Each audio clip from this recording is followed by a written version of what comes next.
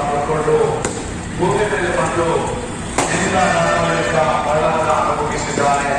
ಯಾಕಂದರೆ ತನ್ನ ರಕ್ತ ಪ್ರೋಕ್ಷಣಂ ಪಾಪ ಪರಿಹಾರ, ರಕ್ತಧಾರವಿಲ್ಲದೆ ಮಾನವರ ಪಾಪಕ್ಕೆ ಕ್ಷಮಾಪಣೆ ಇಲ್ಲ ಎಂಬುದಾಗಿ ನಾವು ನೋಡುತ್ತೇವೆ. ನಮ್ಮ ಪಾಪಗಳಿಗೆ ಕ್ಷಮಾಪಣೆ ಬರಬೇಕಾದ್ರೆ ಪವಿತ್ರವಾದ ರಕ್ತವು ಸೃಷ್ಟಿಸಲ್ಪಡಬೇಕಾಗಿತ್ತು. ಆ ರಕ್ತ ಯಾವ ಮನುಷ್ಯನಲ್ಲಿ ಕೂಡ ಇರಲಿಲ್ಲ. ಆ ಕಾರಣದಿಂದಲೇ ದೇವರೇ ಮನುಷ್ಯನಾಗಿ ಈ ಲೋಕದಲ್ಲಿ ಜನಿಸಿ ತಾನು ಸಿಲುವೆಯಲ್ಲಿ ಮರಣವನ್ನು ಅನುಭವಿಸಿದ್ದಾನೆ. ಇದನ್ನು ನಂಬುವಂತ ಯಾವ ನರ ಮನುಷ್ಯನು ನಾಶವಾಗದೆ ನರಕಕ್ಕೆ ಹೋಗದೆ ನಿತ್ಯ ಸ್ವರ್ಗಕ್ಕೆ ಹೋಗುವನೆಂಬುದಾಗಿ ಬೈಬಲ್ ಹೇಳುತ್ತದೆ. ಅದೇ ಒಂದು ಕಾರಣದಿಂದ ಆತನ ಗಾಯಪಟ್ಟು ರಕ್ತವನ್ನು ಸುರಿಸಿ ತನ್ನ ರಕ್ತದಿಂದ ಮನುಷ್ಯರ ಪಾಪವನ್ನು ಶುದ್ಧೀಕರಿಸಬೇಕೆಂಬುದಾಗಿ ತನ್ನನ್ನು ತಾನೇ ಸಿಲುಬೆಗೆ ಒಪ್ಪಿಸಿಕೊಟ್ಟಿದ್ದಾನೆ. ಇದನ್ನು ಒಂದು ವೇಳೆ ನೀನು ನಂಬುವುದಾದರೆ ಇವತ್ತು ಯೇಸುವೆ ನಿನ್ನ ರಕ್ತದಿಂದ ನನ್ನನ್ನು ಶುದ್ಧೀಕರಿಸು. ನಾವು ಜಾತಿ ಧರ್ಮ ಹಿನ್ನೆಲೆಯನ್ನು ಹೇಳ್ತಾ ಭಾಷೆ ಬಣ್ಣ ಜನಾಂಗ ವಿಷಯದಲ್ಲಿ ಹೇಳ್ತಾ ಇಲ್ಲ.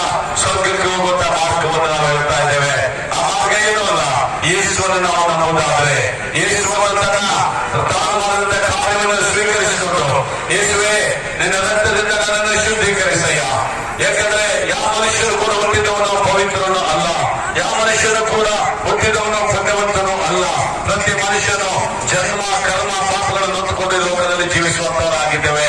ಇದೇ ಒಂದು ಕಾರಣದಿಂದ ನಾವು ಒಂದು ವೇಳೆ ಯೇಸುವೆ ನನ್ನ ಪಾಪಗಳನ್ನು ಕ್ಷಮಿಸು, ನನ್ನ ರಕ್ತದಿಂದ ಶುದ್ಧೀಕರಿಸಿ ಎಂಬುದಾಗಿ ನೀನು ಹೇಳುವುದಾದ್ರೆ ಈ ಕ್ಷಣವೇ ಸ್ವರ್ಗದ ಬಾಗಿಲು ನಿನಗೋಸ್ಕರ ತೆರೆದುಕೊಳ್ಳುತ್ತದೆ. ಒಂದು ವೇಳೆ ಭೂಲೋಕ ಯಾತ್ರೆಯನ್ನು ಮುಗಿಸಿಕೊಳ್ಳುವುದಾದ್ರೆ ಈ ಲೋಕದ ಒಂದು ಜೀವನ ನಿನಗೆ ಮುಗಿದು ನೀನು ಎಲ್ಲಿ ಹೋಗ್ತಿದ್ದ ಪ್ರಶ್ನೆ ಇರುವುದಾದ್ರೆ ಇದು ಉತ್ತಮವಾದಂತ ಉತ್ತರ ಯೇಸುವನ್ನು ಸ್ವೀಕರಿಸಿಕೊಳ್ಳುವಂತ ಉತ್ತರ. ಇದು ಉತ್ತಮವಾದಂತ ಮಾತು, ಯೇಸುವನ್ನು ಸ್ವೀಕರಿಸಿಕೊಳ್ಳುವಂತ ಮಾತು. ಯೇಸುವೆ ನಿನ್ನ ರಕ್ತದಿಂದ ನಾನು ಶುದ್ಧೀಕರಿಸು, ಯೇಸುವೆ ನನ್ನನ್ನು ನಿನ್ನ ಮಗಳಾಗಿ ಸ್ವೀಕರಿಸು ಎಂಬುದಾಗಿ ಒಂದು ಕ್ಷಣ ನೀನು ನಿನ್ನ ಮನಸ್ಸಿನಲ್ಲಿ ಇದ್ದ ಸ್ಥಳದಲ್ಲಿ ಪ್ರಾರ್ಥನೆ ಮಾಡುವುದಾದ್ರೆ ಸಾಕು. ನಿನಗೋಸ್ಕರ ಸ್ವರ್ಗವು ಸಿದ್ಧವಾಗಿರುತ್ತದೆ.